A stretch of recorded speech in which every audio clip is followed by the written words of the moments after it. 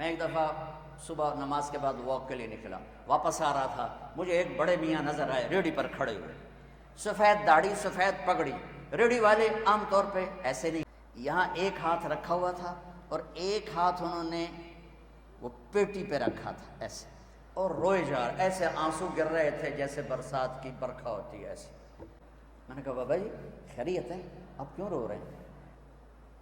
اس نے میرے سامنے سیبوں کی ریڑھی ایسے پلٹ دی، سارے سیب ریڑھی پر بکھر گئے، اوپر کی لیئر سیب ٹھیک تھے، نیچے سارے ادھ گلے تھے۔ بیٹا میں بہت غریب آدمی، میں ایک پیٹی سیب لاتا، وہ عصر تک بک جاتے، شام کو میں تازہ آٹا لے کر اپنے بچوں کے لیے گھر جاتا۔ آج کسی نے میرے بچوں کی روٹی مجھ سے چھین لی۔ جس قوم کی پستی یہاں تک پہنچی ہو،